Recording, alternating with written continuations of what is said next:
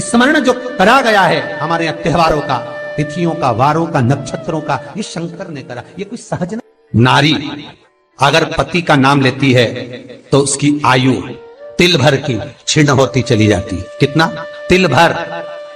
स्कंद पुराण में लिखा है तिल भर की आयु क्षीण होती चली जाती। नारी ज्येष्ठ पुत्र का नाम लेती है, हाँ ज्येष्ठ में अगर बेटी है तो उसका नाम ले सकती है, पर ज्येष्ठ पुत्र बड़ा पुत्र है और पुत्र का नाम लेती है तो उस बालक की कभी उन्नति नहीं हो सकती। तन से, मन से या धन से वो बालक हमेशा दुखी ही रहेगा।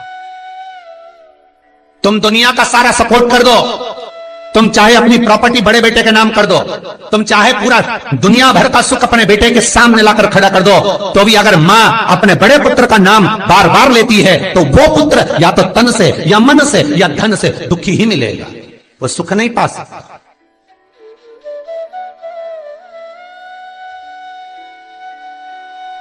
और जिन जिन के घर में बड़ा पुत्र हो और बड़े पुत्र का नाम आप माताएं लेती हो तो उसकी दशा जरूर देख लेना एक बार। हो कथा गलत नहीं कह सकती, स्कंद पुराण कभी गलत नहीं जा सकती। आपके घर में भी अगर बड़ा पुत्र हो और पुत्र का नाम अगर आप ले रहे हो, हाँ ये जरूर है, अगर बेटी बड़ी और उसके बाद पुत्र बड़ा है तो वो ज्येष्ठ नहीं माना जाएगा। ध्यान रखना, ज्येष्ठ का मतलब होता है सबसे बड़ा पुत्र, उसके बाद सारे बच्चों का जन्म हुआ। क्योंकि बेटी अगर जन्म ले ली पहले फिर बेटा हुआ तो बेटी ज्येष्ठ कहलाएगी, है बेटा नहीं कहलाएगा।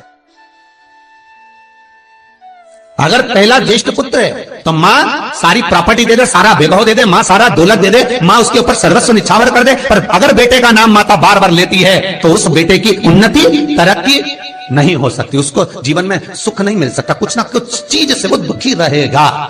चाहे वो बच्चों से रहे, पत्नी से रहे, परिवार से रहे, कुटुंब से रहे, व्यापार में रहे, व्यवसाय में रहे, ऑफिस में रहे, चाहे अपने शरीर से रहे, पर दुख तो उसके भाग्य में थोड़ा लिखा ही रहे। और जो चीज वेद व्यास जी ने वर्णन कर दी महाराज, उसका प्रमाण आप खुद भी अपने घर में देखो कि सही है कि गलत है। जिस जिस घर में बड़ा पुत्र हो और मां उसका नाम बार बार लेती हो,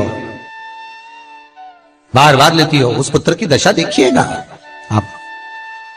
तन, मन और धन तीन तरह से। इसलिए निवेदन करूंगा मेरी माताओं से, आपका प्रेम बहुत है क्योंकि आपका बेटा बड़ा है, आपका पुत्र बड़ा है, आपका बहुत प्रेम है और बेटे का भी माता के प्रति बहुत प्रेम है, पर उस प्रेम में तुम्हारा जो संबोधन है बार बार नाम लेने का, उससे उसको तकलीफ हो सकती है। इसलिए निवेदन है, मेरे कृष्ण का नाम कृष्ण था पर यशोदा कभी कृष्ण नहीं बोली है, कभी नहीं, यशोदा कभी कृष्ण नहीं बोली, कनुआ कहती थी। आपके बेटे का नाम कुछ भी आप उसको नाम से मत पुकारो, उसका नाम चेंज कर दो, थोड़ा सा बदल दो, आप उस नाम से उसको पुकारना प्रारंभ करो। आप जो भी बोलना चाहे, आपके दिल की बात है, तो आपके पुत्र से आप क्या बोल सकते हो।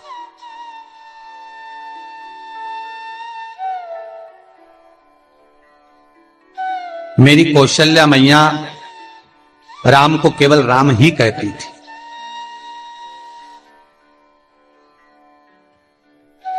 केतई राघव कहती थी, सुमित्रा रघु कहती थी, पर कौशल्या नाम नहीं बदलता। और ज्येष्ठ पुत्र थे राम, बड़े थे,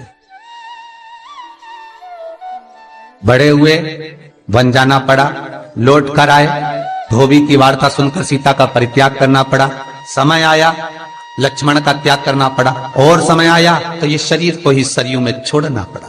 कहां से?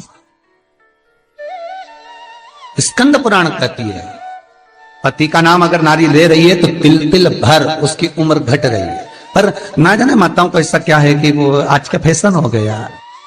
ए राघव इधर आ, राघव भी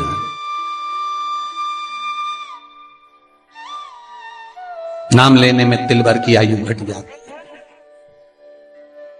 ज्येष्ठ पुत्र का नाम लेने में उसकी समृद्धि, उसका जो वैभव है, उसका जो सुख है वो घट रहा है।